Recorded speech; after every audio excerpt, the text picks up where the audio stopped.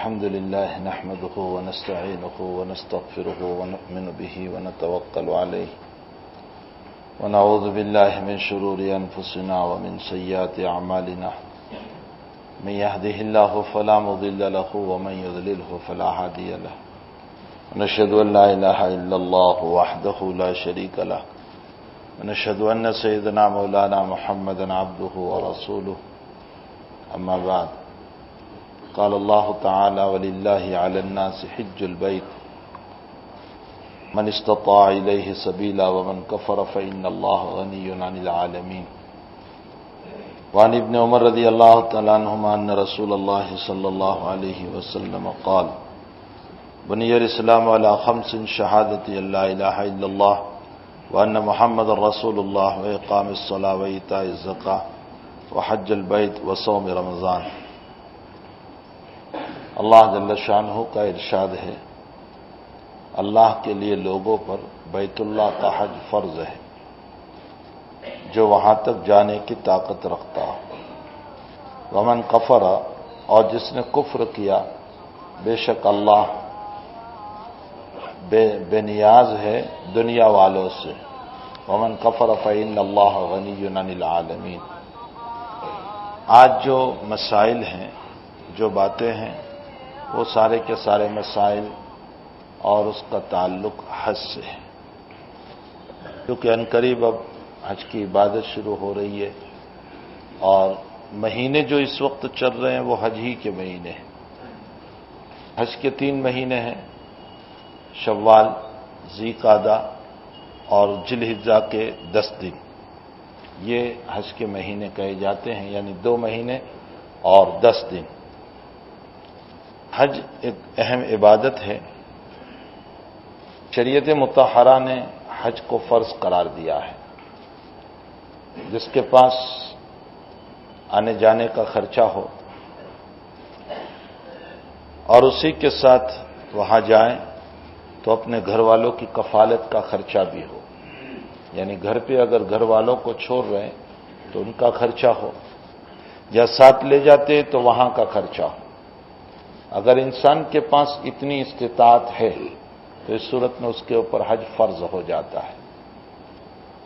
2-3 مسئلے بہت اہم ہیں جو سمجھ لیں۔ پہلا مسئلہ، عمومی طور پر ہم یہ سمجھتے ہیں کہ بچیوں کا نکاح باقی ہے، اس لیے ابھی ہم حج نہیں کریں گے۔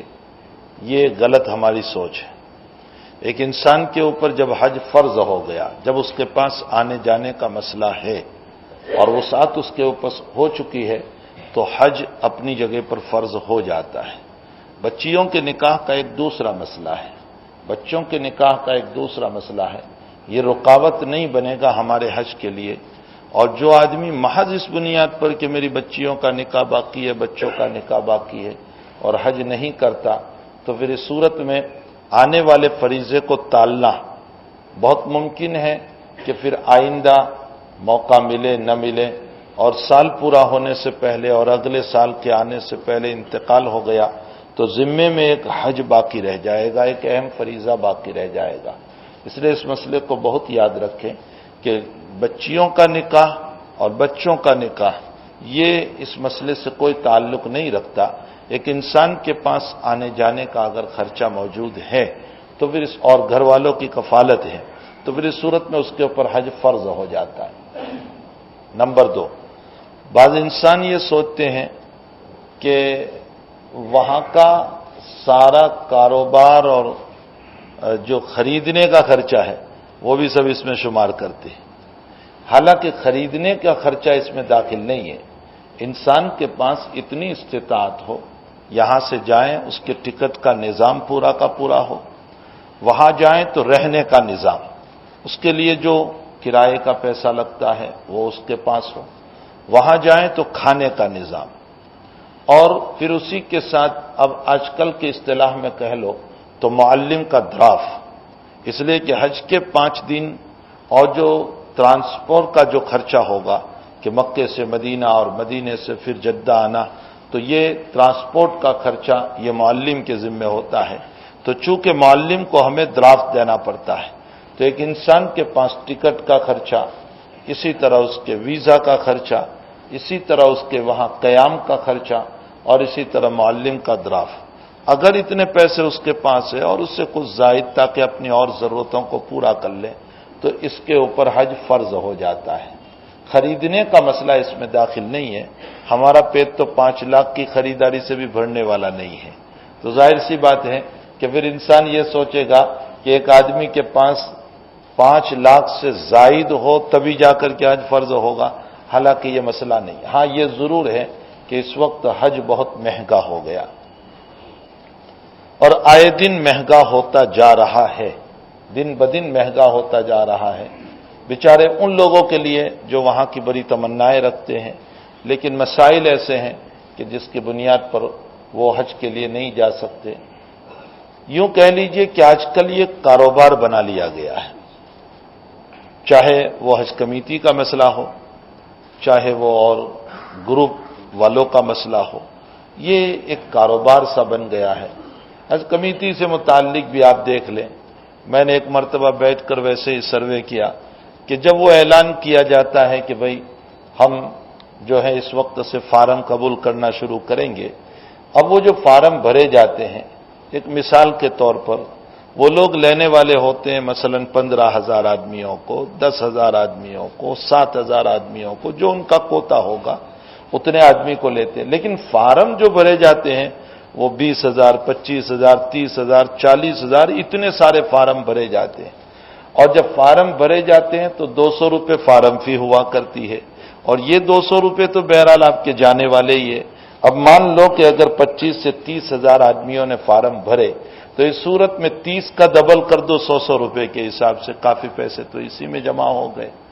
پھر اس کے بعد جو کچھ ٹکٹ کے مسائل ہیں اور پھر اس کے علاوہ ویزا کے، سعودی گورنمنٹ کی طرف سے تو ویزا فری ہے، اوپر لکھا ہوا ہے کہ حج کے ویزا کا کوئی پیسہ نہیں ہوتا ہے، لیکن آپ دیکھ لیں کہ ایک ایک گروپ کے اندر ویزا خریدنے والے کے لیے 50,000 روپے، اس وقت کا بھاؤ جو چل رہا ہے ویزا کا 7,000 روپے، 70,000 روپے، 75,000 روپیز، 75,000 روپے ایک ویزا کے لیے جا رہے ہیں۔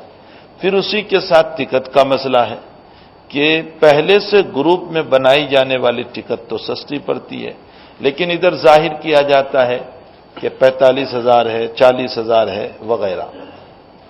آپ حج کمیٹی کے اندر ہی اگر چلے جائیں تو پھر اس کے اندر رہائش کا مکان آپ کا ایک دور ہوتا ہے، جس رہائش کے ساتھ ایک ضعیف آدمی وہ کما حق کہو بیچارہ عبادت ہی نہیں کر پاتا، بس اتنا ہو جاتا ہے کہ دھکے مار کر کے اس کا حج پورا ہو جاتا ہے، کسی طرح پر وہ کسی کا سہارا لے لیتا ہے، چلتا رہتا ہے، اس کا آپ کا حج پورا ہو جاتا ہے، اس لیے کہ وہ پوری زندگی کا سرمایہ لگا کر کے گیا ہے، اس نے پوری زندگی 2-5 روپے جمع کر کے وہ اس راستے میں گیا ہے، تو اس کا ایک عشق ہوتا ہے، اس کا ایک پیار ہوتا ہے کہ میں اللہ کے گھر پہ آیا ہوں، تو وہ کسی طرح اپنے حج کو جس طرح بھی چاہتا ہے پورا کر لیتا ہے۔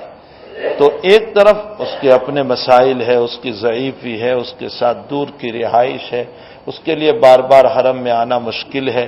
پھر ایک مرتبہ چلیے بس کا نظام بھی، لوگ کہتے ہیں کہ وہاں دور سے بس کا نظام رکھا جاتا ہے، بس تمہاری صبح لے آئے پھر شام کو لے جائے گی، بیچارہ صبح سے شام تک وہیں حرم میں پڑا رہتا ہے۔ اب اس کے کھانے کا نظام ہے، وہ روزانہ ایک وقت دوپہر میں 10 ریال کا بھی کھا لے تو بھی بہرحال وہ تو کسی طرح پیسے جمع کر کے آیا ہے۔ آئے دن حج مہنگا ہوتا جا رہا ہے اور دن بدن مہنگائی بڑھتی جا رہی ہے۔ حق تعالی حج کی مہنگائی کو دور فرمائے تاکہ تمام کے تمام جو لوگ بیچارے زائرین حج ہیں، ویسے تو انسان جاتا ہے عمرے کی نیت سے بھی اور وہاں کی زیارت کر لیتا ہے، چلو 50,000، 55,000، 7,000 میں وہ زائرین بن کر کے وہاں چلا گیا اور اس نے زیارت کر لی حرمین الشریفین کی، لیکن حج بہرحال ایک حج ہے جو اس کی رونق ہوتی ہے، جو اس کے اندر ذوق اور شوق اور جو اس کے ساتھ ساتھ مینا عرفہ مزدلفہ میں جو تڑپنا ہوتا ہے وہ تو ہر انسان کی اپنی خواہش ہوتی ہے، اپنی ایک تمنا ہوتی ہے، لیکن حج اتنا مہنگا ہو گیا ہے کہ بس علمان الحفیظ ایک آدمی، ایک غریب آدمی تو اس کا تصور ہی نہیں کر سکتا ہے کہ کیا میرا حج کا نظام بھی ہو سکتا ہے۔ پھر اسی کے ساتھ ساتھ فراڈ اتنا ہو رہا ہے، اتنے زیادہ دھوکے ہو رہے ہیں، اللہ اکبر۔ مجھے بہت رونا آتا ہے ان لوگوں پر جو دین کی نسبت پر پیسے کھا رہے ہیں، دین کی نسبت پر، عبادت کی نسبت پر پیسے کھا رہے ہیں کہ ایک ٹائٹل قائم کر دیا کہ ہمارا ایک گروپ ہے، ہم جو ہے حج میں لے جائیں گے۔ بیچارے لوگوں نے اعتماد کیا اور اعتماد کر کے ایک اچھی خاصی رقم ان کو دی۔ اب حالات اخیر میں کیا ہوئے، بس انہوں نے کہہ دیا کہ ہمارے پاس ویزا نہیں ہے۔ اب یہ بیچارے تڑپ رہے، پریشان حال ہیں، جن کی زندگیوں کا سرمایہ انہوں نے لگا دیا۔ خود میرے ملنے والے ایک ہیں کہ جو زندگی کا سرمایہ لگا کر، وہ، ان کی بیوی، ان کی ایک بچی، تینوں نے ایک گروپ میں ابھی 3 سال پہلے یا 3 یا 4 سال پہلے پیسے بھرے تھے، اور پوری زندگی کا ان کا خلاصہ تھا۔ وہ کھیروت تھے، کھیتی میں سے کسی طرح پیسے جمع کر کے پیسے بھرے تھے، بس کہہ دیا کہ ویزا نہیں ہے۔ اچھا پیسے دے دیجئے، وہ پیسے بھی نہیں ملے، کچھ نہیں ہوا۔ بہرحال وہ بیچارے اس سال ایسے ہی رہ گئے، وہ حج نہیں کر پائے، پیسوں کے لیے دوڑتے رہے، تو اوپر سے ان کو دھمکیاں دی گئی مارنے کی، قتل کروانے تک کی دھمکیاں دی گئی۔ 1 سال گزرا، ان غریب کے اوپر کسی کو رحم آیا تو میاں بیوی کو حج کرا دیا کسی نے کہ جاؤ تمہارے پیسے چلے گئے، ہم تم کو حج کراتے ہیں۔ وہ پیسے تو ویسے کہ ویسے ہی رہ گئے، اللہ کو مقدر تھا، حج کر لیا، حج سے واپس آئے اور ان کا انتقال ہو گیا۔ ایسے کتنے لوگ ہیں جو بیچارے اپنی عبادت کے لیے پیسے بھرتے ہیں، لیکن ان لوگوں کی بدنیتی کیا، یعنی چلیے دنیا سے تو تم کھا لو تو کھا لو حرام کا، کم سے کم عبادت کے نام پر تو نہ کھاؤ، اللہ کے نام پر تو نہ کھاؤ، دین کے نام پر کو تو نہ کھاؤ۔ یعنی کتنی بری بات ہے کہ ہم عبادت کو واسطہ بنا کر کے کھا رہے ہیں، دین کو واسطہ بنا کر کے کھا رہے ہیں۔ ہمارا ضمیر کتنا مردہ ہو گیا، ہمارا ضمیر کتنا مردہ ہو گیا، ہمارا دل کتنا مردہ ہو گیا، کیسے حرام کی رقم ہمیں ہضم ہو جاتی ہے۔ اور بھائی یہ مسئلہ مسلم ہے، طے شدہ ہے، کبھی نہ کبھی اس پر یا ان کی نسل میں وہ حالات آتے ہیں کہ انسان دیکھ بھی نہیں پاتا، ایسے پھر اللہ تعالی حالات ڈال دیتا ہے۔ بہرحال حرام کا جمع کیا ہوا سرمایہ وہ بہت پنپتا نہیں ہے، بہت کامیابی نہیں ملتی ہے، پھر اس میں حالات آتے ہیں، پریشانیاں آتی ہے، اور حالات اور پریشانیاں نہیں آتی تو کم سے کم اتنا تو ضرور ہوتا ہے کہ ما بعد الموت پھر عذاب کا مسئلہ شروع ہو جاتا ہے۔ کل ہی ایک صاحب میرے پاس آئے تھے، بہت عجیب و غریب بات بتائی، بہت عجیب و غریب بات بتائی۔ فرمایا کہ میرے شوہر مجھے مسلسل خواب میں آ رہے ہیں، بڑی عمر کی عورت ہے، جن سے متعلق مجھے آدمی نے نقل کیا کہ میرے شوہر مجھے برابر خواب میں آ رہے، اور مجھے 8-9 مرتبہ خواب میں آئے، اور یوں کہا بار بار ایک ہی بات کہہ رہے ہیں، میرے بیٹے کو کہہ دو کہ وہ جو فلاں فلاں زمین کا مسئلہ ہے ان زمینوں کو واپس کریں، اس لیے کہ میری موت کو کئی سال گزر چکے ہیں، لیکن قبر میں میرے ہاتھ اور پاؤں بندھے ہوئے ہیں۔ کل مجھے عصر سے پہلے ایک صاحب نے آ کر یہ خواب مجھے بتایا کہ وہ مرحوم بار بار خواب میں آ کر کے یہ کہہ رہے ہیں کہ میرے بچے کو کہہ دو، لیکن بچہ ہے کہ ان کھیتوں کو چھوڑنے کے لیے تیار ہی نہیں۔ کتنے بے وقوف ہیں وہ لوگ کہ جو سرمایہ جمع کر کے مر جاتے ہیں حرام کا۔ ہم تو مر گئے، ہماری اولاد مزے اڑاتی ہے اور عذاب ہمیں بھگتنا پڑتا ہے۔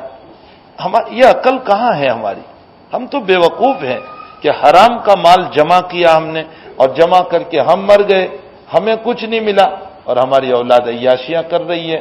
اور یاد رکھیں، کوئی یہ امید نہ رکھیں کہ میری اولاد میرے مرنے کے بعد میری جمع کی ہوئی پونجی کو چھوڑ دے گی، یہ امید نہ رکھیں۔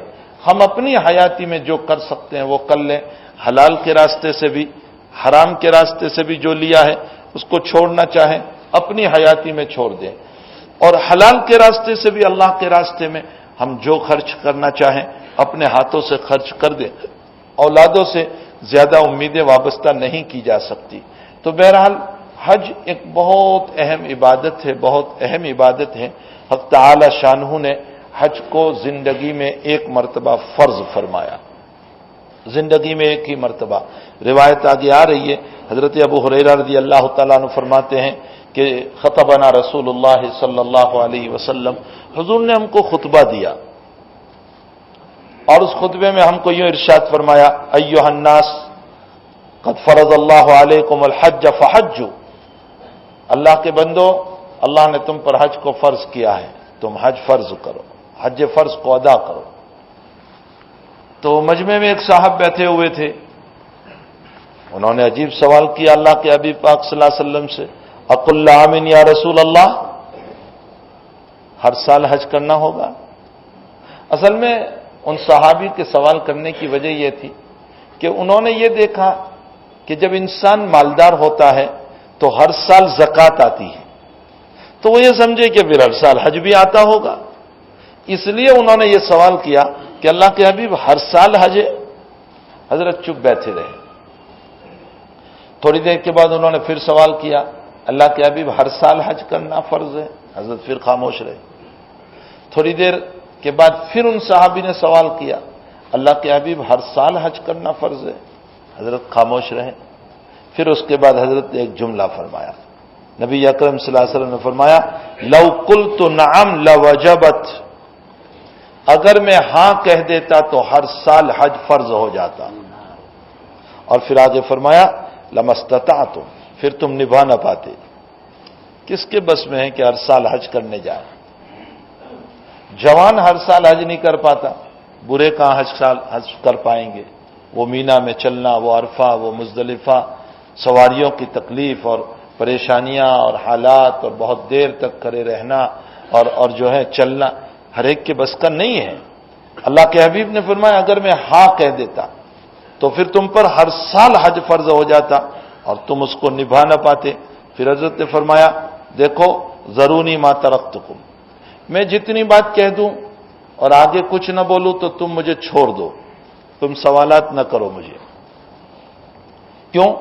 فإنما هلك من كان قبلكم بكثرة سؤالهم، پہلی قومیں اسی لیے ہلاک ہوئی کہ انہوں نے اپنے نبیوں کو اسی طرح سوالات کیے، اور جیسے جیسے سوالات ہوئے ویسے ویسے حکم بھی اترتا چلا گیا، پھر امت نبھا نہیں سکی، اور جب نبھا نہیں سکی تو لامحالہ عبادت کے نہ ادا کرنے کی بنیاد پر اللہ کا عذاب اتر آیا۔ فرمایا تم بھی اگر مجھے بہت سوالات کرو گے تو پھر اللہ اسی طرح احکام اتارتا چلا جائے گا، پھر تم نبھا نہیں پاؤ گے۔ ایسے کئی مسائل ہیں، کئی مسائل ہیں۔ دیکھو بنی اسرائیل میں آدمی مر گیا، پہلے پارے کے 8ویں رکوع میں اللہ تعالیٰ اس کو بیان کر رہا ہے، بنی اسرائیل میں ایک آدمی مر گیا، وہ لوگ آئے موسیٰ علیہ السلام کے پاس، فرمایا اللہ کے نبی ہمارا آدمی مر گیا، اب کس نے مارا ہے اس کو ہمیں پتہ نہیں، آپ ذرا اللہ سے پوچھ لو کہ کس نے مارا، ہمیں پتہ چل جائے قاتل کون اس کا۔ حضرت موسیٰ علیہ السلام نے رب کریم سے سوال فرمایا تو اللہ تعالیٰ نے فرمایا کہ اچھا ایک بچھڑا لے آؤ اور وہ بچھڑا ذبح کرو، اور اس کے گوشت کا کوئی ٹکڑا لے کر اس مرحوم سے لگا دو، یہ مرحوم ابھی زندہ ہو جائے گا اور بولے گا کہ اس کو کس نے مارا ہے۔ یہ ایک سبب تھا، ورنہ زندہ تو اللہ ہی کرنے والا تھا۔ اب یہ ایک سیدھا سادہ مسئلہ تھا، کوئی بھی بچھڑا لے آتے، ذبح کر دیتے، اس کا گوشت کا ٹکڑا لگا دیتے، وہ زندہ ہو جاتا۔ اب وہ پوچھنے لگے کہ اچھا موسیٰ، اللہ تعالیٰ نے بچھڑے کا حکم تو دیا لیکن وہ کس رنگ کا ہونا چاہیے؟ تو پھر اللہ تعالیٰ نے رنگ بھی بیان کیا کہ اب اسی رنگ کا ہونا چاہیے۔ تو دوسرا سوال انہوں نے کیا کہ اچھا وہ جوان ہو یا برا ہو؟ تو اب اللہ نے جواب دیا کہ جوان ہونا چاہیے، برا نہیں۔ پھر تیسرا سوال انہوں نے کیا کہ اچھا وہ کھیت میں لگایا گیا ہو یا کھیت میں لگا ہوا نہ ہو؟ تو اللہ نے پھر تیسرا جواب دیا، فرمایا کہ کھیت میں لگا ہوا نہ ہو، اس سے ہل نہ جوتا گیا ہو، اس سے کھیتی نہ کی گئی ہو، ایسا ہونا چاہیے۔ اب اتنی ساری قید کہ اسی رنگ کا ہو، جوان ہو، کھیت میں نہ جوتا گیا ہو، اب وہ تلاش کرنے نکلے تو ملتا ہی نہیں۔ ساری شرطیں کہاں ملے گی؟ اگر رنگ ملتا ہے تو جوان نہیں ملتا، جوان ملتا ہے تو کھیت میں جوتا ہوا ملتا ہے، ان کی شرط پوری ہی نہیں ہو رہی ہے۔ بہت تلاش کرتے کرتے کرتے کرتے کسی جگہ پہنچے جنگل میں، تو ایک آدمی کے پاس ملا، اس کے پاس ساری شرطیں موجود تھی، وہ کلر بھی وہ تھا، جوان بھی تھا، کھیت میں بھی جوتا نہیں گیا تھا، اب قیمت؟ تو اس نے بھی دیکھا کہ اچھا بہت مجبور ہیں یہ لوگ، تو مجبوری کا فائدہ تو ہر دور میں لوگ اٹھاتے ہیں، کہا اس کی قیمت یہ ہوگی کہ اس کو ذبح کرنے کے بعد اس کا چمڑا نکالا جائے اور چمڑا بھر کر کے اس کے بدلے میں سونا دیا جائے، یہ اس کی قیمت۔ اب یہ آگے پیچھے ہونے لگے کہ بہت مہنگا جانور، کب خریدیں گے اس کو، اور اتنے پیسے ادا کیسے کریں گے؟ لیکن بہرحال اپنے مرحوم کو بھی سامنے زندہ کرنا تھا، تو انہوں نے کسی طرح خرید لیا، اس کو ذبح کیا، اس کا حصہ لگایا اور وہ زندہ ہو گیا۔ قرآن کریم میں اللہ فرماتے فذبحوها وما كادوا يفعلون، ذبح تو کیا، قریب تھا کہ وہ یہ نہ کرتے، کیونکہ بہت مہنگا تھا، وہ تو کیسے کرتے؟ اب یہ کہ جب اللہ نے یوں کہا تھا کہ بھئی ایک بچڑا لے لو، اس کو ذبح کر دو، کوئی بھی بچڑا لے آتے، بڈھا ہوتا، جوان ہوتا، کھیت میں جوتا گیا، نہ جوتا گیا، کسی بھی رنگ کا ہوتا، ذبح کر دیتے، لگا دیتے۔ لیکن جیسے جیسے سوال کرتے گئے، اللہ کی طرف سے قیدیں لگتی گئی۔ نبی کریم صلی اللہ علیہ وسلم نے اس واقعے کی طرف اشارہ کیا کہ تم بھی مجھ سے بہت سوالات نہ کیا کرو، سوالات کرو گے مسئلہ تنگ ہو جائے گا تمہارے لیے، اور پھر تم نبھا نہیں پاؤ گے۔ مثلا حضرت نے فرمایا میرا دل تو یہ چاہتا ہے کہ میں عشاء کی نماز رات کے 1/3 حصہ، 1/3 حصہ گزرنے کے بعد عشاء کی نماز پڑھنے کا حکم دوں۔ اب 1/3 یعنی پوری رات کو آپ 3 حصوں میں تقسیم کرو، پہلا حصہ جب ختم ہوگا تب عشاء کی نماز۔ چلیے جب راتیں لمبی ہوتی ہے تب تو کوئی مسئلہ ہے، لیکن جب رات بہت چھوٹی ہو تو اس میں آپ کا 1/3 رات کو 12 بجے ہوگا، تو عشاء کی نماز رات 12 بجے، اب کون پڑھتا؟ اللہ کے نبی فرماتے میرا جی تو یہی چاہتا تھا کہ میں عشاء کی نماز کو 1/3 گزرنے کے بعد پڑھنے کا حکم دوں۔ کیوں اتنی تاخیر سے؟ فرمایا تاخیر سے پڑھیں گے تو باتوں میں مشغول نہیں ہوں گے، نماز پڑھ کے سو جائیں گے، تو سب کا سونا نماز پر ہوگا، اور جب نماز پر ہوگا تو رات میں موت ہو گئی تو خاتمہ بالخیر ہوگا۔ یہ نبی کا منشا تھا، لیکن حضرت نے فرمایا اتنی تاخیر کا حکم دوں گا تو لوگ پڑھ نہیں پائیں گے۔ اسی لیے آج کل بھی ماحول اور مزاج یہ ہے کہ جہاں جلدی نماز ہوتی ہے اسی مسجد میں بھاگتے ہیں کہ بھئی جہاں اول وقت میں نماز ہوتی ہے وہاں پڑھ لو۔ ہم بھی کہتے ہیں کہ رعایت کرنی چاہیے، یہ بھی نہیں کہ اتنی تاخیر، جب نبی علیہ السلام نے رعایت فرمائی تو ہمیں بھی رعایت کر لینا چاہیے۔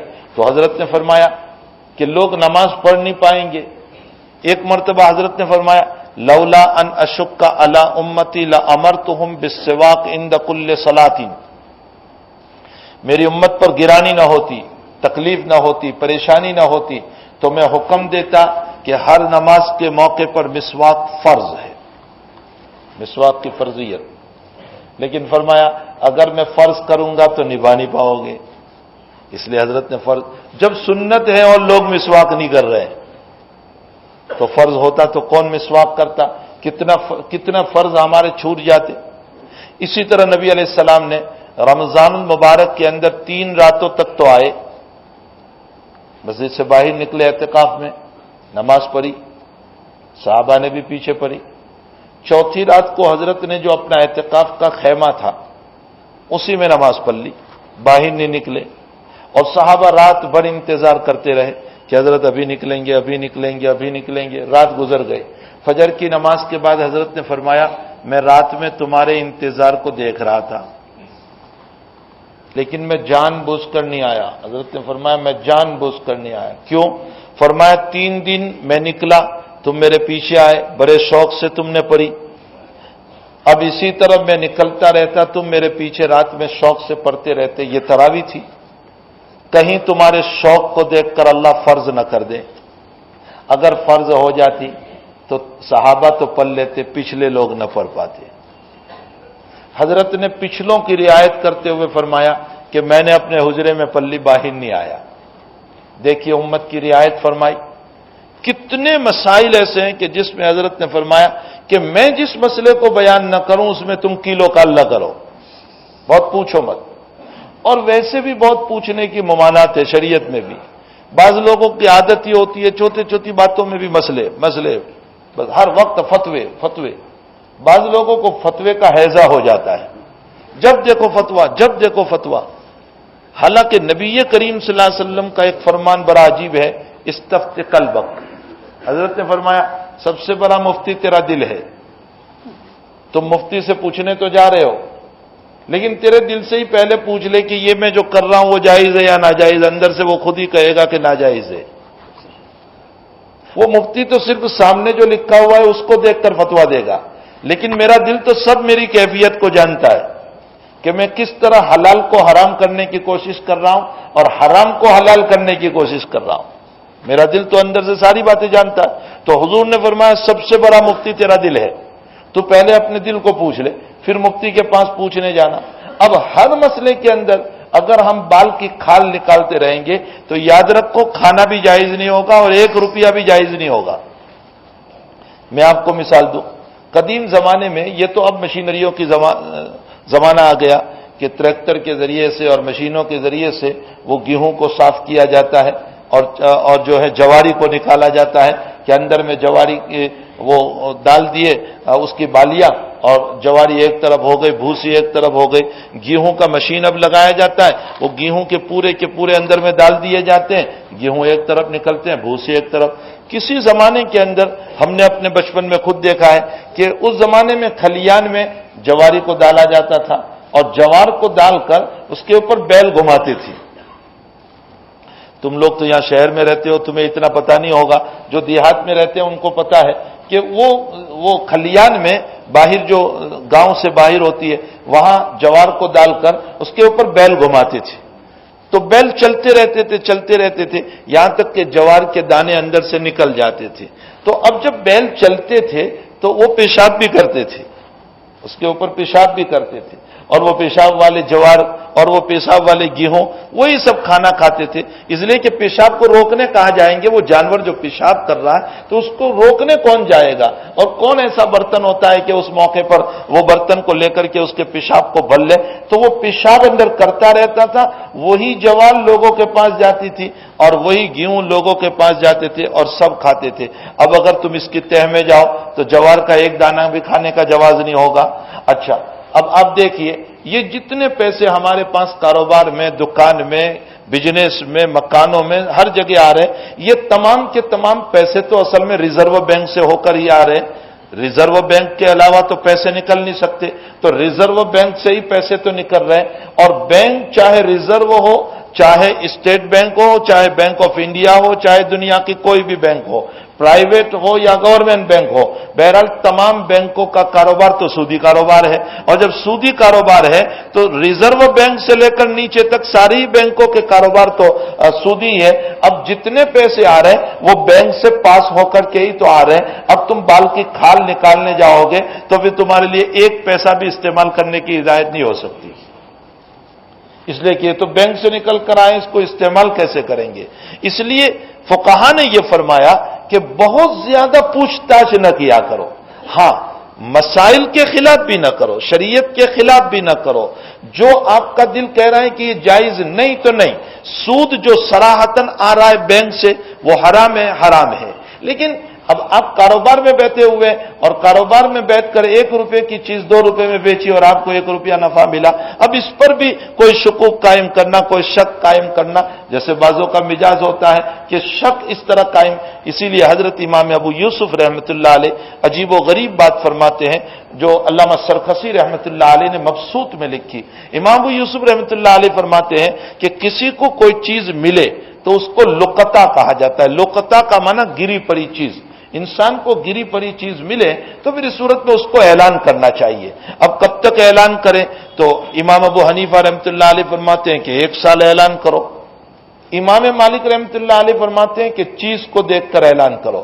اگر وہ چیز ایسی ہے کہ اس کا مالک 15 دن تلاش کر کے خاموش ہو گیا تو 15 دن اعلان کرو، لیکن وہ چیز ایسی ہے کہ مالک 6 مہینے کے بعد بھی تلاش کرتا ہوگا تو پھر 6 مہینہ اعلان کرو، اور اگر یہ چیز ایسی ہے کہ سال کے بعد بھی وہ تلاش کرتا ہوگا، بڑی قیمتی چیز ہے، مثلا 15-20 تولہ سونا ہے، تو اس صورت میں سال بھر اعلان کرو۔ بہرحال اعلان کرتے رہو۔ اب اگر سال بھر اعلان کیا، 2 سال اعلان کیا، کوئی نہیں آیا، تو اب اس کے بعد امام شافعی رحمۃ اللہ علیہ وغیرہ تو فرماتے ہیں کہ خود کھا لو، مالدار ہو غریب ہو اجازت ہے، خود کھا لو۔ امام ابو حنیفہ رحمۃ اللہ علیہ فرماتے ہیں کہ نہ، غریب ہے تو خود کھا سکتا ہے، لیکن مالدار ہے تو اس کو صدقہ کر دو، تم کسی اور کو دے دو۔ لیکن ساتھ ساتھ مسئلہ بھی یاد رکھو کہ تم نے صدقہ کر دیا اس کو، یا تم غریب تھے خود کھا لیا، اور اب وہ آدمی آ گیا جس کی یہ چیز گم ہوئی تھی اور اس کو پتا چلا کہ آپ اعلان کر رہے تھے، وہ آیا، تو آپ کو وہ چیز اس کو واپس کرنی ہوگی، اس کا پیسہ واپس کرنا ہوگا، اور تم نے جو صدقہ کیا ہے وہ تمہاری طرف سے ہوا، وہ چیز تمہیں واپس کرنی ہوگی۔ اس کو کہا جاتا ہے لقطہ، لیکن چیز کی اہمیت کو دیکھ کر اعلان ہوگا، چیز کی اہمیت کو دیکھ کر اعلان ہوگا۔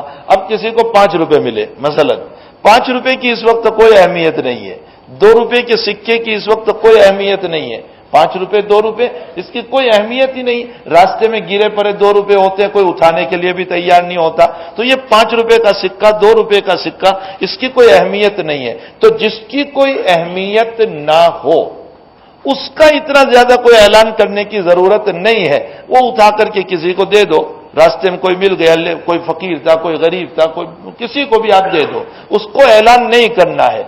اب اگر کوئی آدمی اس کو لے کر بھی 2 روپے کا سکہ لے کر، 5 روپے کا سکہ لے کر یا مسجد کے صحن میں کھڑا ہو کر اعلان کر رہا ہے کہ مجھے 5 روپے کسی کے ملے ہیں، مجھے 2 روپے کسی کے ملے ہیں، تو حضرت امام ابو یوسف رحمۃ اللہ علیہ فرماتے ہیں کہ قاضی وقت کو چاہیے، جج کو چاہیے کہ اس کو پکڑے اور پکڑنے کے بعد اس کو 10 کورے مارے، یہ جو اعلان کر رہا ہے اس کو 10 کورے مارے۔ امام ابو یوسف کی فراست دیکھیے، حضرت امام ابو یوسف رحمۃ اللہ علیہ فرماتے ہیں کہ یہ 2 روپے کا اعلان کرنے نہیں آیا ہے، اپنا تقوی بتانے نکلا ہے کہ میں بڑا متقی ہوں کہ 2 روپے بھی نہیں لے رہا ہوں، میں بڑا متقی ہوں کہ 5 روپے بھی نہیں لے رہا ہوں۔ یہ اپنے تقوی کا اعلان کر رہا ہے، وہ 2 روپے کا اعلان نہیں کر رہا ہے۔ اس کو کہتے ہیں شریعت، اس کو کہتے ہیں فقہ، کہ جہاں اعلان کرنے کو کہا گیا وہاں اعلان کیا جائے، جہاں اعلان نہیں کرنا ہے وہاں نہیں کرنا ہے۔ تو شریعت مطہرہ کو ہمیں سمجھنے کی ضرورت ہے۔ شریعت مطہرہ یہ نہیں ہے کہ میں نے نماز پڑھ لی، روزہ رکھ لیا تو ساری شریعت اس کے اندر آ گئی۔ شریعت ایک بہت وسیع مفہوم ہے، بہت وسیع اور بہت گہرا مفہوم ہے۔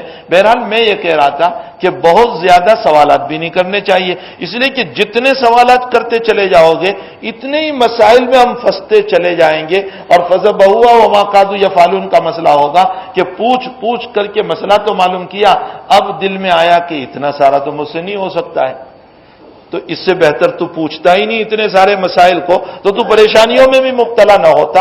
اس لیے ظاہری مسائل کا فالو کرنا ہے، ظاہری مسائل کے بالکل خلاف نہ کرنا ہے۔ سود حرام ہے، اس کے جائز ہونے کا کوئی مسئلہ تلاش نہ کیا جائے۔ اسی طریقے سے میرے کاروبار میں آیا ہوا نفع میرے لیے جائز ہے، اس کے اندر کوئی مسئلہ نہیں ہو سکتا ہے، لیکن بلا وجہ کے شکوک قائم کرنا، شبہ قائم کرنا اور شبہات کو قائم کر کے اس طرح پر اپنے آپ کو پریشانی میں مبتلا کرنا، نبی اکرم صلی اللہ تعالی علیہ وسلم نے فرمایا مجھے 3 چیزیں بہت ناپسند ہیں۔ کیل و قال، بہت زیادہ سوال و جواب، یہ اللہ کے نبی کو ناپسند تھا، بہت زیادہ سوال و جواب اللہ کے نبی پسند نہیں فرماتے تھے۔ وکثرت السوال، اور بہت زیادہ سوالات کرتے رہنا، حضرت اس کو بھی ناپسند فرماتے تھے۔ وَإِضَاعَةَ الْمَالِ، اور مال میں فضول خرچی، اسراف۔ حضرت نے فرمایا یہ 3 چیزیں مجھے ناپسند ہیں، کیل و قال، کثرت سوال، اضاعت مال۔ حضرت جب نصیحت فرماتے تھے نا بڑے عجیب انداز میں، بہت عجیب انداز میں، حضرت ربیعہ رضی اللہ تعالیٰ عنہ عجیب و غریب صحابی ہیں، اللہ کے حبیب کی خدمت میں سفر میں ساتھ گئے تو بہت خدمت کی حضرت کی، بہت خدمت کی، یہاں تک کہ فرماتے ہیں کہ ابھی تو مع رسول اللہ صلی اللہ علیہ وسلم لیلا، میں نے میرے نبی کے ساتھ رات گزاری، تو میں نے وضو کا پانی بھی پیش کیا، مسواک بھی دیا اور بہت کچھ دیا۔ حضرت میری خدمت سے بڑے خوش ہو گئے، بہت خوش ہوئے، حضرت نے فرمایا سلما شیت یا ربیہ، ربیہ تجھے کیا چاہیے مانگ مجھ سے۔ حضرت اتنے خوش ہوئے، فرمایا مانگ تو مجھ سے، تجھے کیا چاہیے؟ تو ربیہ نے بھی بڑی عجیب چیز مانگی، فرمایا رفاقتک فی الجنہ، اللہ کے حبیب میں جنت میں آپ کے ساتھ رہنا چاہتا ہوں، مجھے دینا ہو تو میں آپ کے ساتھ، مجھے یہ دے دیجئے کہ میں جنت میں آپ کے ساتھ رہوں۔ تو حضرت نے فرمایا تم نے بہت بڑی چیز مانگی، بہت بڑی چیز مانگی، کچھ اور مانگ لو دنیا کا۔ فرمایا نہیں یا رسول اللہ دینا ہو تو یہی دیجیے، مجھے تو جنت میں آپ کے ساتھ رہنا ہے۔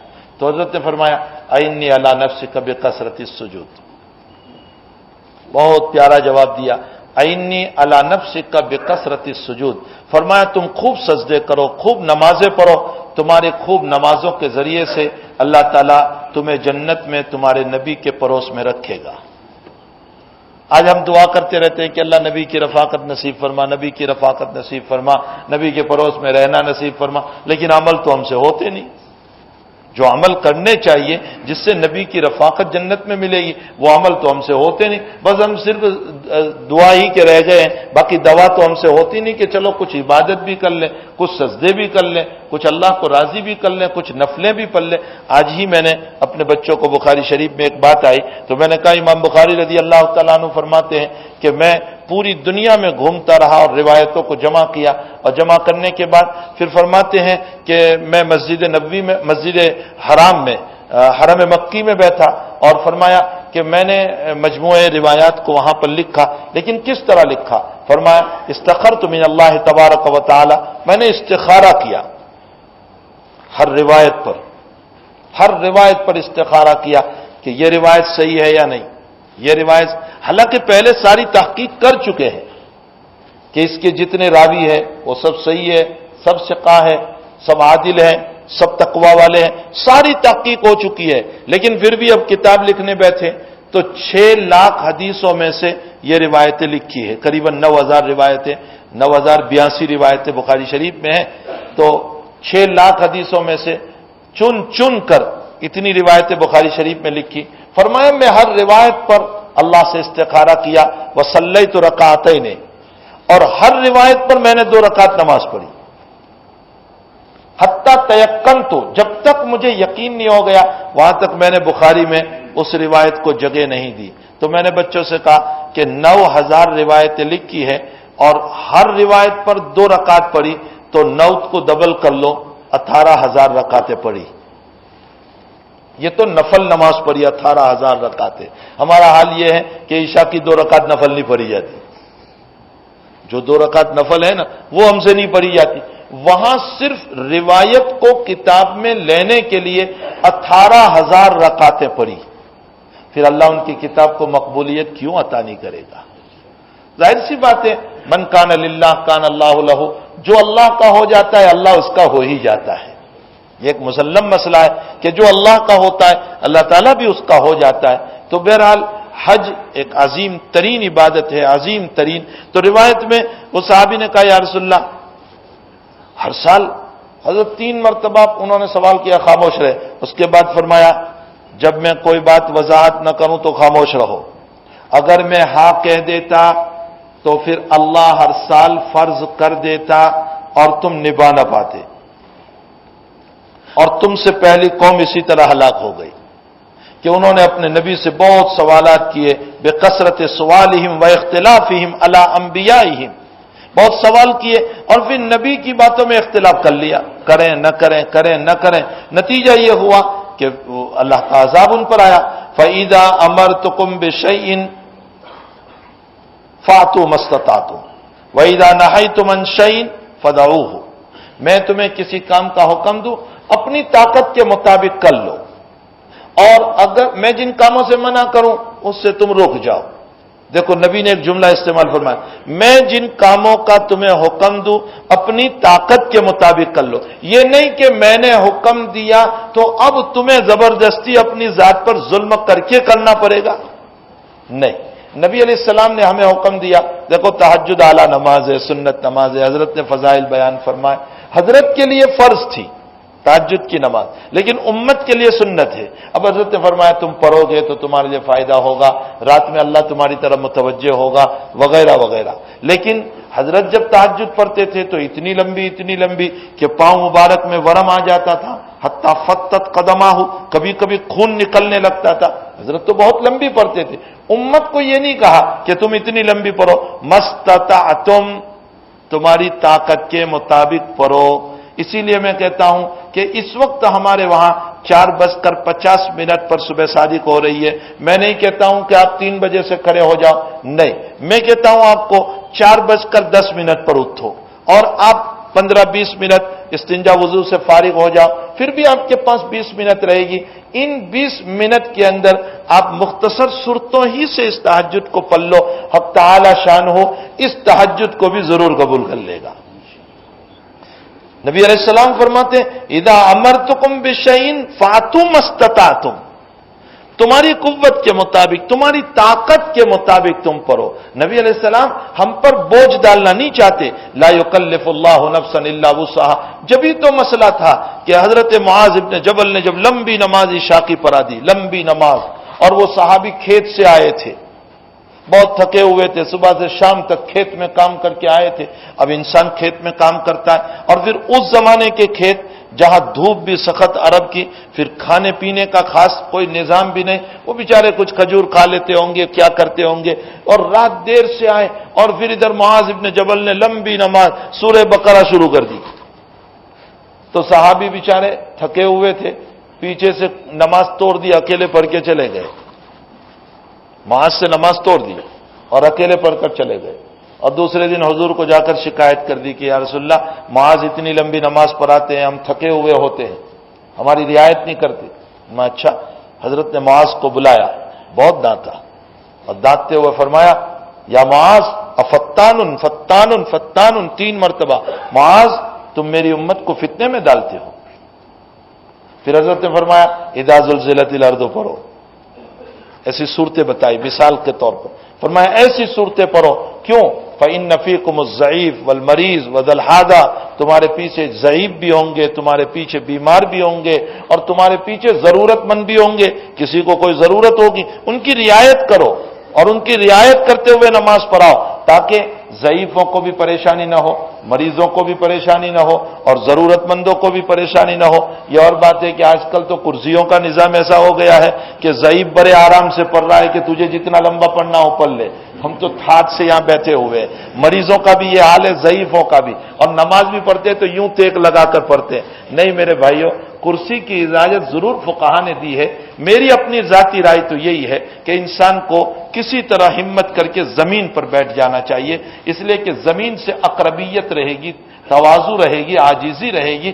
نبی اکرم صلی اللہ تعالی علیہ وسلم نے پوری زندگی میں آخری مرض الوفات میں جب حضرت بیمار پڑے ہیں تو حضرت نے زمین ہی پر بیٹھ کر کے نماز پڑھی ہے، اور اسی طرح حضرت کا پاؤں مبارک ٹوٹ گیا تھا ایک مرتبہ، گھوڑے سے گر گئے تھے حضرت تو پاؤں ٹوٹ گیا تھا، تو اس موقع پر بھی حضرت نے زمین پر بیٹھ کر ہی پڑھی تھی۔ کوئی یہ نہ سمجھے کہ کرسی نہیں ہوگی، اس لیے کرسی تھی اس وقت، اس لیے کہ مسلم شریف میں روایت ہے کہ حضرت نے خطبہ دیا ایک مرتبہ، اتنے میں ایک آدمی آیا، اس نے کوئی سوال قائم کیا تو حضرت کے لیے کرسی رکھی گئی، مسلم شریف میں حضرت کے لیے مسجد میں کرسی رکھی گئی، اور راویوں فرماتے ہیں کہ کرسی کے پائے لوہے کے تھے، تو حضرت کے لیے کرسی معلوم ہوتا ہے کرسی تھی، لیکن پھر بھی حضرت کرسی پر نہیں بیٹھے، نیچے بیٹھ گئے، اور نیچے بیٹھ کر پوری زندگی حضرت نے اپنی بیماریوں میں، علالت میں، معذوری میں، مجبوری میں نیچے ہی بیٹھ کر کے نماز پڑھی ہے۔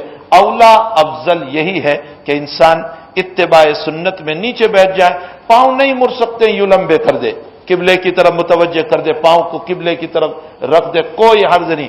فقہا نے تو یہاں تک گنجائش دی ہے کہ بستر پر تم سوئے ہو، بیٹھ نہیں سکتے ہو، اور قبلہ کی طرف منہ نہیں ہو سکتا ہے، تو فرمایا پاؤں قبلہ کی طرف کر کے سلا دو، اور ادھر کا منہ کر کے سوتے سوتے نماز پڑھ لو، اتنی بھی اجازت دی ہے۔ تو زمین پر بیٹھ کر اپنے پاؤں کو زمین کی طرف لمبے کر دیں، اور زمین پر لمبے کر کے دیکھو، کرسی پر بیٹھنے کے بجائے زمین کی نماز میں لذت آئے گی۔ اس کا مسئلہ ہی کچھ اور ہے اس پر لذت آئے گی، تواضع ہوگی، عاجزی ہوگی، انکساری ہوگی. پھر ایک درجے میں فقہا نے یہ اجازت تو دے دی کہ چلو کرسی پر بیٹھ کر نماز پڑھ سکتے ہیں، اس لیے کہ کوئی کہتا ہے کہ میرے پاؤں میں نی ریپلیسمنٹ ہوا ہے، کوئی کہتا ہے یہ ہوا ہے وہ ہوا ہے. حالانکہ ماشاءاللہ کسی کے وہاں دعوت میں جاتے ہیں تو سب آسان ہو جاتا ہے، وہاں نیچے بیٹھنا ہو تو سب آسان ہو جاتا ہے، لیکن سارے مسئلے مسجد ہی میں آ کر کے کھڑے ہو جاتے ہیں. ایک مسجد میں تو میرا جانا ہوا تو بہترین قسم کی اس سے بھی اچھی چیئریں رکھی ہوئی تھی، اور ایک ایک چیئر میں نے پوچھا کہ کتنے کی ہے، تو کہنے لگے 100 پاؤنڈ 150 پاؤنڈ 200 پاؤنڈ کی چیئر، اور ایسی 40 چیئر لگی ہوئی تھی. میں نے کہا کہ یہ مسجد چیئر اس کا نام رکھ دو، یہاں ساری چیئر والی مسجد ہے، سب بیٹھ کر ہی میں نے کہا نماز پڑھتے ہیں یا کھڑے ہو کر بھی کوئی نماز پڑھ رہے ہیں. تو بہرحال چیئر پر بیٹھنے کو فقہا نے جائز لکھا ہے، سنت نہیں لکھا، یاد رکھنا. سنت کسی نے نہیں لکھا، اس لیے کہ حضور سے ثابت ہی نہیں ہے. حضرت نے تو نیچے بیٹھ کر، سنت تو نیچے بیٹھ کر ہے.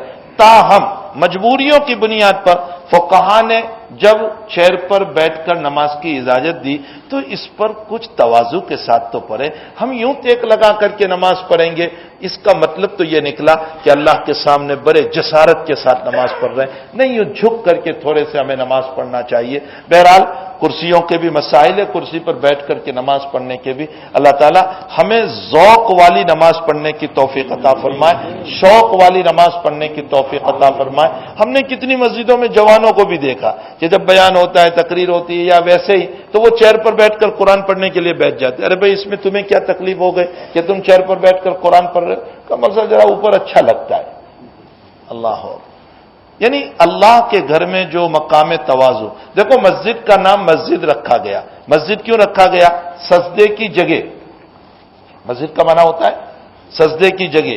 مرکع، رکوع کی جگہ، یہ بھی تو کہہ سکتے تھے مسجد کو مرکع، رکوع کی جگہ. مقام، قیام کی جگہ. نماز میں قیام بھی تو ہوتا ہے، رکوع بھی تو ہوتا ہے. ان میں سے کوئی نام مسجد کا نہیں رکھا گیا. مسجد سجدے کی جگہ، یہ نام کیوں رکھا گیا؟ فرمایا سجدے میں تواضع ہے. معلوم ہوتا ہے مسجد میں آؤ تو خوب تواضع سے آؤ، خوب عاجزی سے آؤ، خوب انکساری سے آؤ، اپنے آپ کو اللہ کے سامنے جھکا کر کے آؤ، اس لیے کہ تم بہت بڑے مالک کے سامنے جا رہے ہو، بہت بڑے مالک کے سامنے. دنیا کا تمہارا بادشاہ وہاں بیٹھا ہوا ہے، تمہارا پرائم منسٹر، یہاں کیا ہو رہا ہے اس کو پتا نہیں ہے، لیکن میرا رب رات کے اندھیروں میں بھی میری نگرانی کر رہا ہے.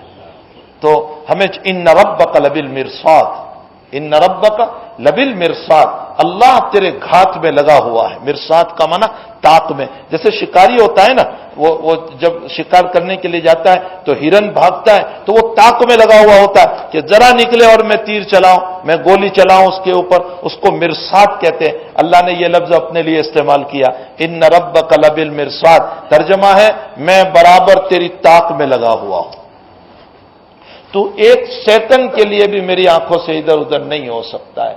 تو یہ اور بات ہے کہ اللہ تعالیٰ فوراً ہماری پکڑ نہیں کرتا، فوراً ہمارے اوپر حالات نہیں ڈالتا. وہ رحمان ہے، رحیم ہے، حلیم ہے، بردبار ہے، کریم ہے، سب کچھ دیکھتا رہتا ہے، لیکن وہ فوراً پکڑ نہیں کرتا. تاہم وہ مرصاد میں ہے، گھات میں ہے. تو ہمیں چاہیے کہ ہم اللہ کے دربار میں بڑی عاجزی، تواضع، انکساری کے ساتھ. ابو داؤد شریف میں ایک روایت ہے، ایک آدمی کھڑا ہوا مسجد نبوی میں اور اعلان کیا کہ میری چیز گم ہو گئی ہے، جس کو ملی ہو مجھے دے دیں. حضرت نے فرمایا، بڑا غصہ حضرت کو آیا. حضرت نے فرمایا لا رد اللہ علیک، اللہ تیری چیز تجھے بالکل واپس نہ کرے. فرمایا اللہ کا گھر تیری چیزوں کے اعلان کا ہے. یہ اللہ کا گھر اس لیے بنایا گیا کہ تو یہاں اپنی گم شدہ چیزوں کا اعلان کرے. اگر باہر گم ہوئی ہے تو باہر اعلان کر، یہاں کیوں تو اعلان کر رہا ہے مسجد کے اندر؟ ہاں مسجد میں سے کوئی چیز گم ہوئی ہو تو اس کو مسجد میں آپ اعلان کریں، لیکن جو چیز تمہاری باہر گم ہوئی ہے اس کو تم مسجد میں اعلان کر رہے ہو. حضرت نے بد دعا دی اس کو، لا رد اللہ علیک، اللہ تیری چیز کو واپس نہ کرے. تو بھائی مسجد کی بڑی اہمیت ہے، ہمیں جو ہے اس کی قدر بھی کرنا چاہیے، اس کی عظمت بھی کرنا چاہیے، اس کا احترام بھی کرنا چاہیے. خیر بات سے بات نکل گئی. میں یہ کہہ رہا تھا کہ صحابی رضی اللہ تعالیٰ عنہ کے پوچھنے پر حضرت نے فرمایا کہ اس طرح مجھے پوچھا نہ کرو، اس لیے کہ بہت پوچھو گے تو مسائل اور سخت ہوتے چلے جائیں گے. زندگی میں ایک مرتبہ حج فرض ہے. پھر حج جو ہے وہ عاشقانہ عبادت ہے. یہ عبادت شروع سے لے کر اخیر تک عشق والی عبادت ہے. بہت زبردست عشق اس میں تپکتا ہے. یہاں سے تو حاجی کو صرف اتنا کام کرنا ہے کہ وہ احرام باندھے گا, نیت کرے گا, بس. یہاں سے اپنے گھر سے تو اتنا ہی کام ہے. اصل کام تو وہاں اس کو انجام دینا ہے کہ حج جب کرے گا. حج کی پھر 3 قسمیں, ایک تو حج افراد ہوتی ہے, ایک حج افراد ہوتا ہے, اور ایک حج تمتع ہوتا ہے, اور ایک حج قران ہے. حج افراد کا معنی ہوتا ہے اپنے گھر سے صرف حج کا احرام باندھ کر چلے. وہ جب تک حج سے فارغ نہیں ہوگا وہاں تک احرام نہیں کھول سکتا. نمبر 2 تمتع. تمتع اس کو کہتے ہیں کہ گھر سے عمرے کا احرام باندھ کر جائیں, وہاں جا کر عمرہ کر لیں اور عمرہ کر کے حلال ہو جائیں. پھر اس کے بعد جب حج کے دن شروع ہو تو حج کا احرام باندھ لیں, یعنی بیچ میں راحت لے لی.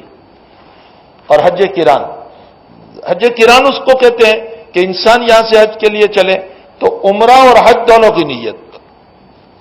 اب یہ جا کر عمرہ کرے گا اور عمرہ کرنے کے بعد حلال نہیں ہوگا, حج کے بعد حلال ہوگا. یعنی ایک احرام سے دونوں عبادتیں.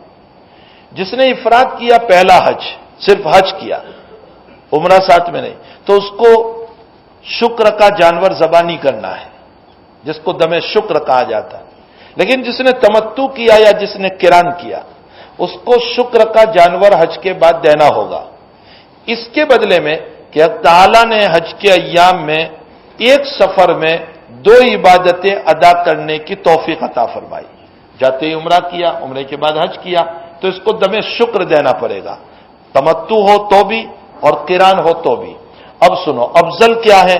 امام شافعی فرماتے افراد افضل ہے, امام مالک احمد فرماتے تمتع افضل ہے, امام ابو حنیفہ رحمۃ اللہ علیہ فرماتے قران افضل ہے.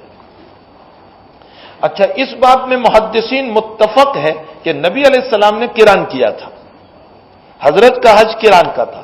حافظ ابن حجر اسقلانی رحمۃ اللہ علیہ جیسی شخصیت جو شافعی المسلک ہیں, جنہوں نے فتح الباری بخاری شریف کی شرح لکھی, حافظ صاحب بھی فتح الباری میں صاف صاف یہ فرماتے ہیں کہ حضور پاک صلی اللہ علیہ وسلم کا حج قران تھا.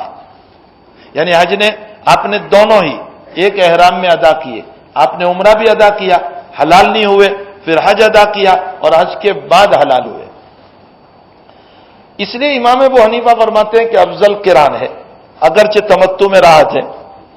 تمتع میں راحت ہے, اس لیے راحت ہے کہ یہاں سے جا کر کے عمرہ کر کے تھات وات سے پھر گھومتے گھامتے ہو جائیں گے, اور بھی جب حج کے دن شروع ہوں گے تب جا کر کے حج کا احرام باندھیں گے, تو اس میں راحت ہے. قران میں تھوڑی تکلیف ہے, اس لیے کہ احرام لمبا ہوگا. لیکن بھائی آج کل وہ تکلیفیں نہیں جو کسی زمانے میں تکلیفیں تھی, جو کسی زمانے میں تھی. جب پانی جہاز سے سفر ہوتے تھے, اسٹیمر سے سفر ہوتے تھے, اس وقت کے حالات میں ہمارے بزرگوں کے باب میں لکھا ہے کہ رمضان سے پہلے رجب میں یا شعبان میں ان کا اسٹیمر یہاں سے روانہ ہوتا تھا حج کے لیے, رجب یا شعبان میں, اور وہ قران کا احرام باندھ کر کے یہاں سے چلتے تھے. اب آپ بتائیں, رجب, شعبان, رمضان, ذوالقعدہ, ذوالحجہ, یعنی قریباً رجب, شعبان, رمضان, شوال, ذوالقعدہ اور ذوالحجہ, قریباً 6 مہینے ان کا احرام رہتا تھا. اب وہ 6 مہینے تک نہ سر کھجا سکتے تھے, نہ میل نکال سکتے تھے, نہ کنگا کر سکتے تھے, بال بھی بڑے بڑے ہو جاتے تھے, اور جو ہے داڑھی بھی ایسی ہو جاتی تھی. کیوں؟ اس لیے کہ کچھ کر ہی نہیں سکتے تھے. اب بتاؤ ان کو کتنا مزہ آتا ہوگا اس وقت قران کی حالت میں. ہمارا قران کیا ہے, ہمارے وہاں تو اتنی بھی راحت ہے کہ بھائی حج سے 5 دن پہلے کا فلائٹ لے لو, 7 دن پہلے کا فلائٹ لے لو, 10 دن پہلے کا فلائٹ لے لو. تو اب ہمیں زیادہ سے زیادہ 10-12 دن کا احرام رہنا پڑتا ہے, لیکن کم سے کم قران ادا کرنے سے نبی کی ایک سنت ادا ہو جاتی ہے. پھر اللہ کے حبیب نے فرمایا الاجر علی قدر نسبک, تمہیں جتنی تکلیف ہوگی اتنا ثواب زیادہ ملے گا. تو قران میں تھوڑی تکلیف ہوگی لیکن اتنا ثواب بھی تو زیادہ ملے گا. تو یہ ہے اصل ایک عاشقانہ عبادت. لیکن جس کو عشق ہو اس کو مزہ آتا ہے, جس کو عشق ہی نہ ہو وہ صرف رسمی طور پر یہاں سے گیا ہے, وہ بوجھ اتارنے کے لیے گیا ہے, وہ اپنے اوپر سے ایک بوجھ ٹالنے کے لیے گیا ہے, یا کسی نے پیسے دے دیے. آج کل ایسا بھی ہوتا ہے, کسی نے پیسے دے دیے, اب کسی کے پیسے پر جا رہا تو دل میں یہ ہوتا ہے کہ حج ہو کہ نہ ہو اپنے تو گھوم گھام کر آ ہی جائیں گے. تو جہاں یہ نیتیں ہوا کرتی ہے وہاں کہاں اس کو عشق ہوگا، وہ پیار ہوگا؟ اسی لیے حج بدل کے اندر بھی یہ کہا گیا کہ بھئی نیک لوگوں کو حج میں بھیجو، دیندار لوگوں کو حج میں بھیجو، تاکہ تمہارے مرحوم کا حج صحیح طور پر ادا ہو۔ عام طور پر ایک مسئلہ لوگ یہ پوچھا کرتے ہیں کہ عورت مرد کے بدلے میں یا مرد عورت کے بدلے میں حج بدل کر سکتی ہے؟ بالکل کر سکتے ہیں، کوئی عرض نہیں۔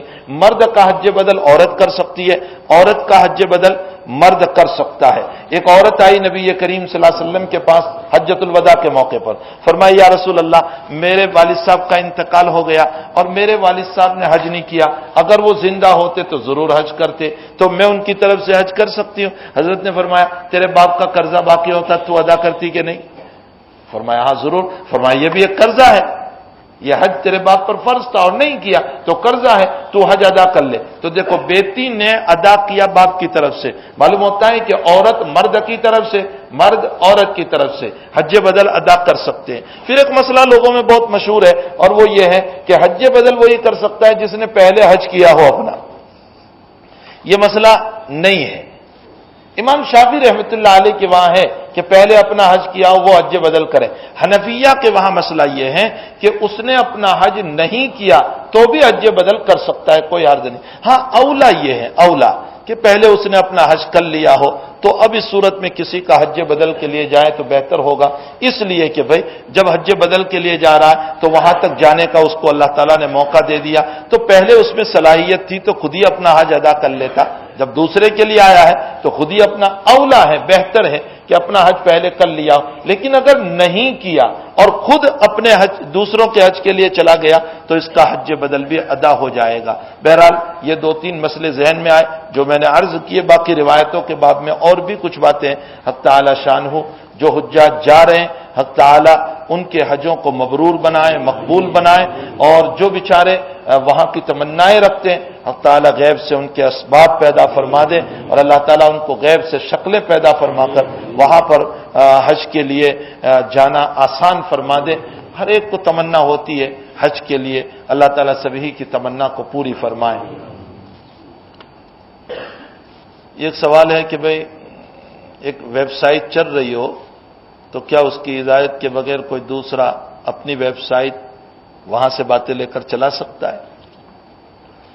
اصل بات یہ ہے کہ بہت سی مرتبہ ہوتا یہ ہے کہ مثلا ایک ویب سائٹ چل رہی ہے اور اس پر مثلا بیانات آ رہے ہیں، اب ہوتا یہ ہے کہ دوسرا جب اس ویب سائٹ سے بیان لے گا تو ظاہر سی بات ہے کہ وہ تو وہاں موجود ہے نہیں، تو اس بیان کی کیفیت کیا ہوگی یا مقرر نے اس بات کو کس انداز سے پیش کیا ہوگا وہ اس کو پتہ نہیں ہے، تو وہ اس بات کو غلط طور پر نقل کر دے گا، اس کا کوئی ہیڈنگ ایسا دے دے گا کہ جس سے امت میں بات بننے کے بجائے کبھی بگڑ جاتی ہے۔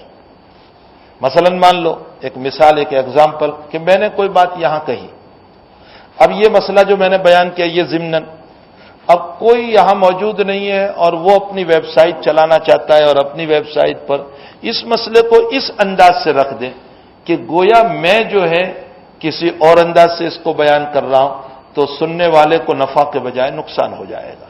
اسی لیے کہا گیا ہے کہ بھئی صاحب کلام کی اجازت کے بغیر کوئی اس طرح کام نہ کرے، یہ مسئلہ ہے۔ بہت سے لوگ کہہ دیتے ہیں کہ اس میں کیا ہوا، ویب سائٹ پر آ گیا ہے جو چاہیں اس طرح کر لیں، نہیں۔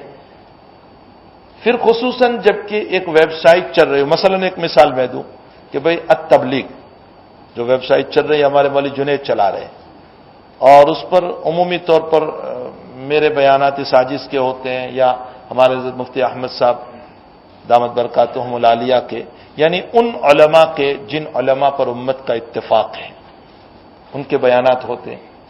اب ظاہر سی بات ہے کہ ایک ویب سائٹ چلی رہی ہے، اس سے امت کو فائدہ ہو رہا ہے، تو اب اس سے اٹھا کر کے پھر دوسری ویب سائٹ میں ڈالنا اور اس کے غلط عنوانات دینا، نتیجہ یہ ہوگا کہ لوگ کنفیوژن ہو جائیں گے کہ وہاں یہ ہیں یہاں یہ ہیں، تو کہنے والے نے کس انداز سے کہا ہوگا۔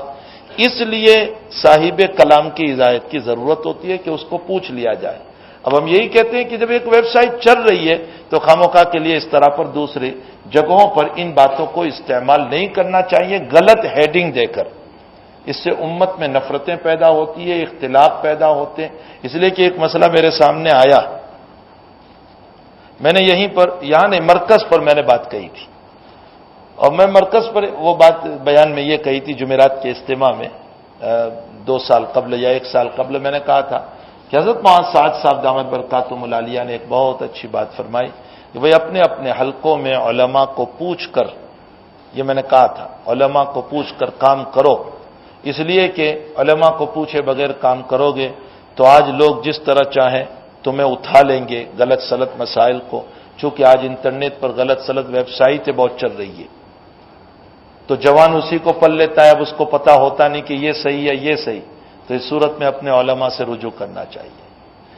اب یہ بات میں نے تائید میں کہی کہ بھئی دعوت کا مزاج رکھنے والوں کو، کسی صاحب نے اپنی ویب سائٹ میں اتنے سے جملے کو لے لیا اور اس پر عنوان دے دیا کہ میرا نام لے کر کہ اس نے جماعت والوں کو خوب دھٹکارا۔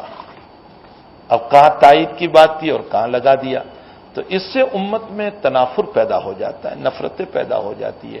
اس لیے اس طرح کی اس کام نہیں کرنا چاہیے۔ جب ایک ویب سائٹ چل رہی ہے تو اسی کے اوپر سے امت الحمدللہ آپ یہاں بیٹھے ہوئے ہیں، لیکن آپ تعجب کرو گے کہ دنیا کے 20 ملک میں اس کو کل صبح تک میں لوگ سن لیں گے، 20 ملک میں، یعنی میرے پاس نیوزی لینڈ سے آئے اور کہاں سے لوگ آتے ہیں کہ بھئی تیری بات کو ہم وہاں سنتے ہیں۔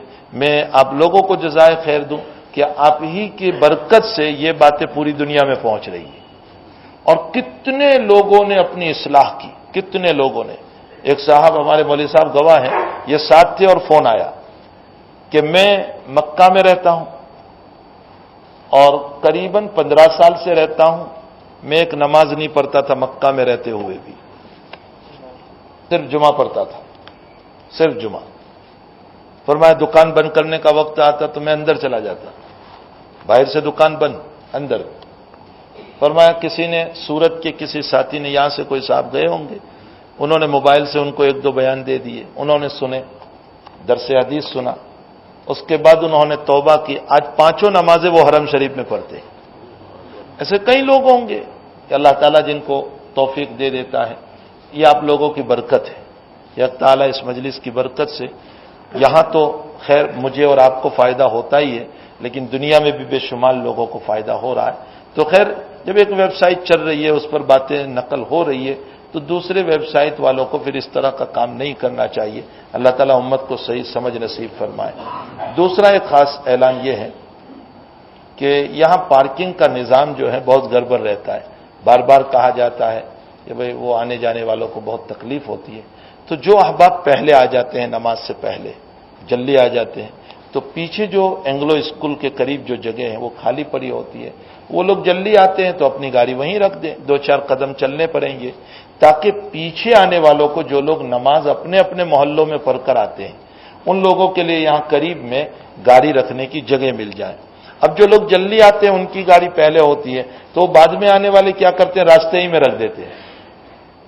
نتیجہ یہ ہوتا ہے کہ وہ آنے جانے والوں کو تکلیف ہوتی ہے، وہ گالیاں بولتے ہوئے جاتے ہیں، تو ہماری ذات سے کسی کو نقصان ہو، ایسا ہمیں قدم نہیں اٹھانا چاہیے۔ ہمیں چاہیے کہ تھوڑی ڈسپلن ہماری زندگیوں میں آئے، ہم ڈسپلن کے ساتھ رہیں، تو جو لوگ جلدی آتے ہیں وہ پیچھے رکھ دیں تاکہ بعد میں آنے والوں کو جگہ ملے۔ تیسرا یہ ہے کہ جناب حسین اسحاق مسالہ والے کے لیے دعا کریں، حق تعالیٰ ان کو کسی مسئلے میں کوئی مسئلہ ہوا ہے جس میں وہ مسجون ہے، جیل میں ہے، اللہ تعالیٰ ان کو رہائی عطا فرمائے، اور حق تعالیٰ جتنے بھی اس طرح کے لوگ پریشان حال ہیں، حق تعالیٰ سبھی کی پریشانیوں کو دور فرمائے، بیمار ہیں شفا عطا فرمائے۔ اور جمعہ کے دن، جمعہ کی نماز میں حضرت مولانا اسرار الحق صاحب قاسمی، جو کانگریس کے ممبر آف پارلیمنٹ بھی ہے اور کشن گنج کی سیٹ سے 2 تم سے کامیاب ہوتے چلے آ رہے ہیں، وہ یہاں تشریف لا رہے جمعہ کے دن، اور جمعہ کی نماز میں انشاءاللہ حضرت کا بیان بھی ہوگا، تو سارے احباب یہاں جمعہ پڑھیں تاکہ ان سے مستفیض ہوں۔ اللہ تعالی ہم تمام کو اپنے بڑوں کی قدردانی کی توفیق عطا فرمائے.